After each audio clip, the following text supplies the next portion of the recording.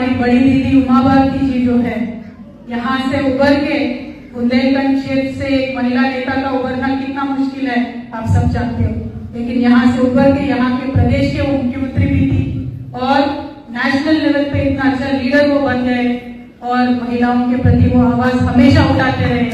वो भी हमारे बहुत स्फूर्तिदायक एक नेता है, महिला नेता है, और वो उनके प्रदेश में आना मुझे बहुत अच्छा लग रहा है।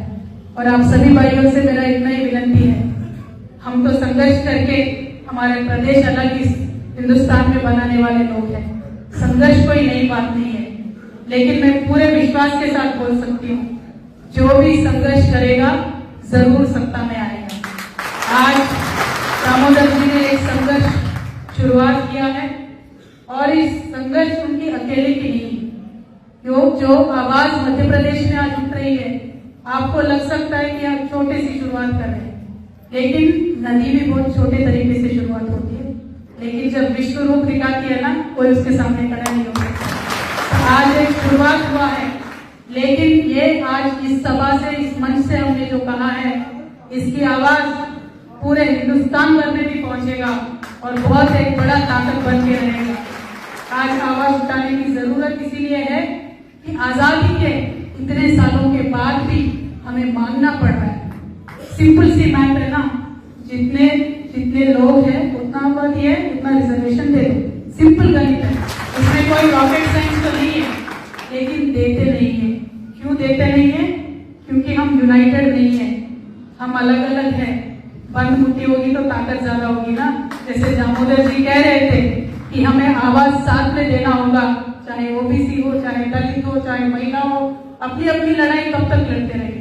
और हम सुनते रहते हैं, बड़े बड़े नेता बहुत बातें करते हैं, राहुल जी के जैसे बहुत बातें करते हैं। राहुल गांधी जी खड़े होकर बात करते हैं और बोलते हैं कि कितने जज है हिंदुस्तान में ओबीसी के। किसकी गलती है भाई? सत्ता में कौन था इतने साल? किसकी गलती है? क्यों नहीं बना पाए ज्यादा जज? क्यों नहीं दे पाए आप अपने सपोर्ट ओबीसी को और एसटी को? बोलते हैं राहुल गांधी जी पूरे पार्लियामेंट में जितने भी लोग हैं, जितने भी ऑफिसर हैं, ओबीसी 2 या 3 हैं। किसकी गलती है? सत्ता में कौन थे बहुत इतने सालों में हिंदुस्तान में? सोचने की बात है। तो मैं आपसे इतना ही रिक्वेस्ट करूंगी, बड़े नेता आएंगे, बड़े बड़े बातें करेंगे, लेकिन उसके पीछे छुपा हुआ जो गहरा सच होता है, उसके बारे में गौर करने का जिम्मेदारी हमारी है। क्योंकि आज ये संघर्ष हमारे लिए नहीं है, हम तो ऑलरेडी मंच पर पहुंच चुके हैं, लेकिन ये संघर्ष है हमारे आने वाले पीढ़ियों के बारे में। तो आज जो संघर्ष हम शुरू कर रहे हैं, मैं मध्य प्रदेश की सारी युवाओं से अपील करती हूँ, उनसे रिक्वेस्ट करती हूँ, आप साइड लाइन पे ना खड़े हो जाए, आप मेन स्ट्रीम में ज्वाइन हो जाए, चाहे वो स्टूडेंट्स हो, युवा हो, महिला हो, मेन स्ट्रीम में ज्वाइन हो जाए, क्योंकि ये लड़ाई आपके वास्ते है, ये लड़ाई आपके लिए है।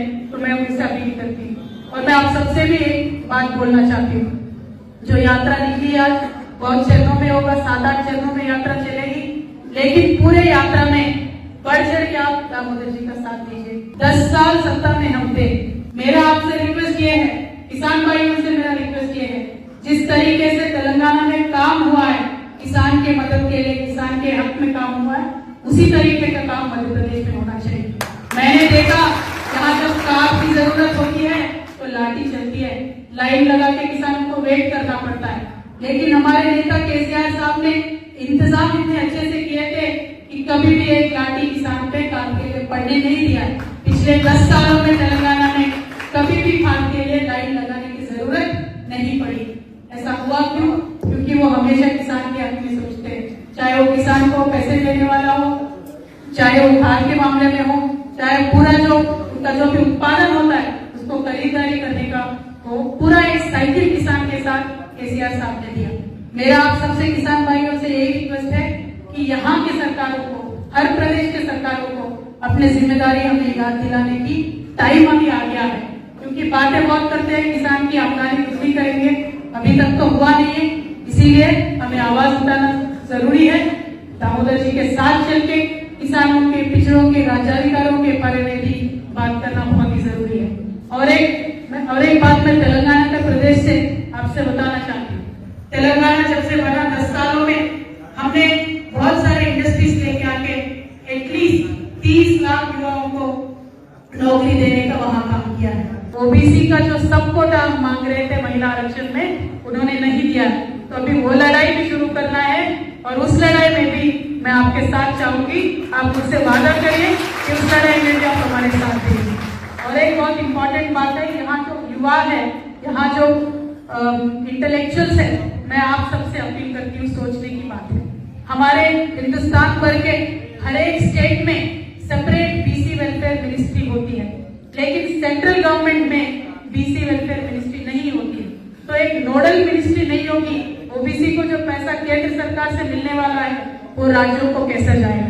वहीं से हमारा इनजस्टिस शुरू होता है। केंद्र सरकार में भी बीसी वेलफेयर मिनिस्ट्री होना चाहिए, उसको भी आपके एजेंडा में इंक्लूड कर ले। मैं दामोदर जी से ये रिक्वेस्ट भी करना चाहती हूँ। ऐसे बहुत सारे और मुद्दे हैं, बहुत सारे इनजस्टिसेस हैं जिसके खिलाफ हमें लड़ना है। ये तो शुरुआत ही है और पूरा प्रदेश का जब दौरा होगा, मैं मानती हूँ बहुत ही सारी चीजें और चर्चा में आएंगे। सभी के लिए हम लड़ेंगे। अब सबसे मैं अपील वही करना चाहती हूँ कि बढ़ चढ़ के जब तक आप हिस्सा नहीं लेते हो, आपकी आवाज बुलंदी से नहीं उठाते हो, हमारे हक और अधिकार हमें मिलने वाले नहीं है। कोई प्लेट पे लगा के देने वाला नहीं है, छीनना ही चाहिए।